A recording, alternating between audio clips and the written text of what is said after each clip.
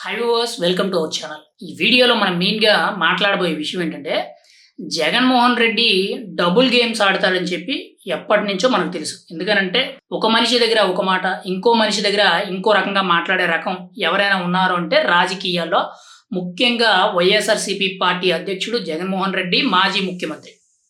ఈయన తాజాగా చూసుకుంటే పార్లమెంటులోని ముస్లింలకు సంబంధించిన వక్ఫ్ బిల్ ఏదైతే ఉందో, ఆ వక్ఫ్ బిల్ అనేది పార్లమెంటు సమావేశాల్లో ముఖ్యంగా లోక్‌సభలో తన ఎంపీలు ఇద్దరు ఎవరైతే ఉన్నారో వాళ్ళతో నో అని చెప్పించారు.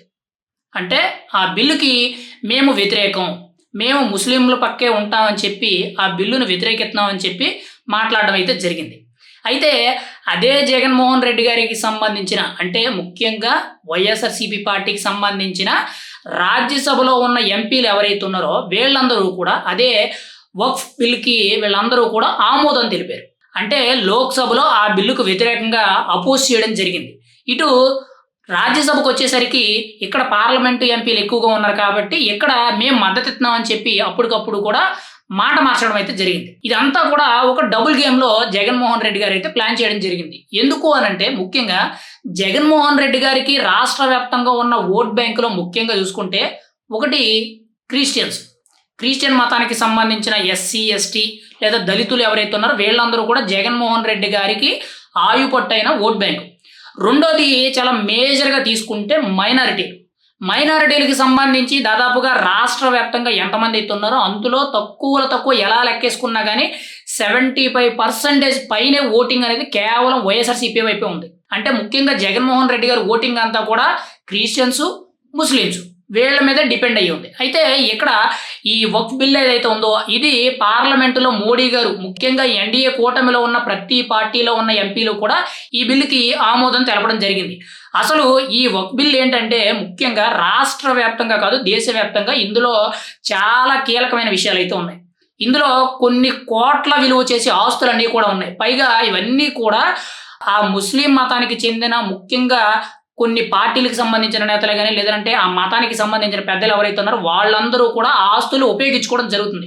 ఇంకా ఆ వక్ఫ్ బిల్‌ని అడ్డం పెట్టుకొని చాలా దుర్మార్గాలు కూడా చేస్తున్నారు. కానీ ఇక్కడ ముస్లింలకు సంబంధించి మైనారిటీల్లో ముఖ్యంగా పేద ప్రజలు ఎవరైతే ఉన్నారో వాళ్ళకి ఈ వక్ఫ్ బిల్ తరపు నుంచే గాని ముస్లింల తరపున ఆ సంఘం తరపు నుంచే గాని వీళ్ళకి ఎటువంటి ఉపయోగం అనేది కానీ లేదనంటే వీళ్ళకి ఏదైనా సమస్య ఉంటే పట్టించుకోవడం గాని ఆ సమస్యను పరిష్కరించడం గాని ఇలాంటివి ఏమీ లేవు. ముఖ్యంగా ఈ వక్ఫ్ బిల్‌ని ఆధారంగా చేసుకొని రాష్ట్ర వ్యాప్తంగా కాదు దేశవ్యాప్తంగా కొన్ని కోట్ల కొలది ఆస్తులు ఉన్నాయి. కీలకంగా చెప్పాలంటే దేశంలోనే సెంట్రల్ గవర్నమెంట్ ఆస్తులు లేదంటే రైల్వే ఆస్తులు అనేవి చాలా కీలకం.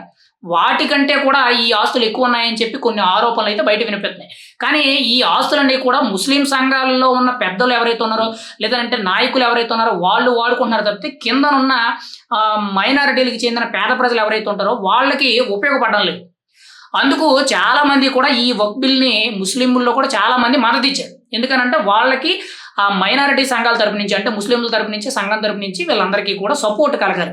కానీ ఇక్కడ వైఎస్ఆర్‌సీపీ పార్టీ ఏం చేసిందంటే డబుల్ గేమ్. ఇక్కడ ఆంధ్రప్రదేశ్‌లో ముఖ్యంగా జగన్మోహన్ రెడ్డి గారి ఓట్ బ్యాంక్ అంతా కూడా కీలకంగా చూసుకుంటే ముస్లింలు ఎక్కువగా ఉన్నారు కాబట్టి వాళ్ళకి ఇక్కడ మద్దతు ఇస్తున్నట్టు లోక్‌సభలో మేము ఆ బిల్లును వ్యతిరేకిస్తున్నామని చెప్పి మాట్లాడడం జరిగింది. కానీ రాజ్యసభకు వెళ్ళేసరికి మేము ఆ బిల్లుకి ఓకే చెప్తున్నామని చెప్పి అక్కడ డబుల్ గేమ్ ఆడారు. ఇక్కడ ఏ విధంగా చూసినా సరే జగన్మోహన్ రెడ్డి అనే వ్యక్తి గతంలోనే రాజకీయాల్లో డబుల్ గేమ్ ఆడారు. గతంలో బాబాయ్ గొడ్డలి హత్య కానీ ముఖ్యంగా గులకరాయి, కోడికత్తి ఇటువంటి డ్రామాలు ఏవైతే ఉన్నాయో ఇవి కాకుండా రాష్ట్ర వ్యాప్తంగా ఎన్నో విషయాలు ఉన్నాయి. ముఖ్యంగా అమరావతి రాజధాని గురించి, పోలవరం గురించి లేదంటే ముఖ్యంగా సిపిఎస్ రద్దు గురించి, ప్రభుత్వ ఉద్యోగుల దృష్టి అండ్ వాలంటీర్ల గురించి, పెన్షన్ల విషయంలో ఇలా రకరకాలుగా ప్రతి అంశం మీద కూడా జగన్మోహన్ రెడ్డి గారు డబుల్ గేమ్స్ ఆడారు. ఇప్పుడు ఈ వక్ఫ్ బిల్ ఏదైతే ఉందో దాని మీద కూడా పార్లమెంటులో ముఖ్యంగా లోక్‌సభలో ఒక రకంగా, రాజ్యసభలో ఒక రకంగా మద్దతు ఇవ్వడం అయితే జరిగింది. ప్రజెంట్ ఈ డబుల్ గేమ్ అనేది ఆల్రెడీ రాష్ట్ర వ్యాప్తంగా మీడియా అంతా కూడా ప్రచారం అవడంతో జగన్మోహన్ రెడ్డి గారికి కొద్దిగా నెగిటివ్ అనేది ఎక్కువ అవుతుంది. అయితే ఏదో ఒక వన్ సైడ్ స్టాండ్ తీసుకోవాలి. ఇప్పుడు కూటమి ప్రభుత్వం ఎన్డీఏ కూటమిలో భాగం కాబట్టి మేము ఆ బిల్లుకు మద్దతు ఇస్తున్నాం అని చెప్పి వీళ్ళు వన్ సైడ్‌గా ఓకే చేయడం జరిగింది. ఇక్కడ కీలకంగా చూసుకుంటే ఈ వక్ఫ్ బిల్ ఏదైతే ఉందో దీన్ని ఎన్డీఏ కూటమిలో సభ్యులందరూ కూడా ఓకే చేశారు. కానీ ముఖ్యంగా కాంగ్రెస్ పార్టీ నాయకులు, ఈ వైఎస్ఆర్సీపీ పార్టీ లాంటి పార్టీలు, లేదంటే తమిళనాడులో ఉన్న డిఎంకే పార్టీలు, ఇలాంటి కొన్ని పార్టీలన్నీ కూడా మోడీ గారికి వ్యతిరేకంగా ఈ వక్ఫ్ బిల్ అనేది పాస్ అవ్వకూడదు అని చెప్పి చాలా కీలకంగా కష్టపడడం జరిగింది. ముఖ్యంగా ఎంఐఎం పార్టీ అధ్యక్షుడు అక్బరుద్దీన్ ఓవైసీ ఎవరైతే ఉన్నారో ఆయన కూడా కష్టపడ్డారు. కానీ ఎటువంటి ఉపయోగం లేదు. కానీ ఏంటంటే ఇక్కడ కీలకంగా చూసుకుంటే ఈ వక్ఫ్ బిల్ అనేది అడ్డం పెట్టుకొని చాలా మంది కూడా చాలా దోపిడీలు, దౌర్జన్యాలు చేయడం జరుగుతుంది. ముఖ్యంగా ఆ సంఘంలో ఉన్న పేద ప్రజలు ఎవరైతే ఉన్నారో వాళ్ళకు కూడా ఉపయోగపడలేదు. పైన ఉండే వ్యక్తులు ఎవరైతే ఉన్నారో ఆ భూముల్ని, ఆ ఆస్తులు అయితే వాడుకోవడం జరుగుతుంది. వాళ్ళు ఎదుగుతున్నారు తప్పితే కింద ఉండే పేద ప్రజలు పట్టించుకోవడం లేదు. వాళ్ళకి అన్యాయం జరుగుతుందని చెప్పి ఖచ్చితంగా ఈ బిల్లును అయితే తీసుకురావడం జరిగింది. కానీ ఇక్కడ వైఎస్ఆర్సీపీ అయితే డబుల్ గేమ్ ఆడింది. ఇంకా ఇటువంటి డబుల్ గేమ్స్ చాలా విషయాల్లో కూడా ఆడింది. అందుకే ఈరోజు 11 సీట్లకు పరిమితమైంది. ఇంకా రాబోయే ఎన్నికలు అంటే ముఖ్యంగా జగన్మోహన్ రెడ్డికి సంబంధించిన కార్యకర్తలే కానీ, ముఖ్యంగా పేటీఎం కార్యకర్తలు సోషల్ మీడియాలో జమిలీ ఎన్నికలు వస్తాయి, ఖచ్చితంగా మళ్ళీ మనదే అధికారం అని చెప్పి ఓ డబ్బా కొట్టేసుకుంటున్నారు. కానీ ఇటువంటి డబుల్ గేమ్స్ ఆడితే మాత్రం ప్రజలు గ్రహిస్తారు, ఖచ్చితంగా మీకు బుద్ధి చెప్తారు.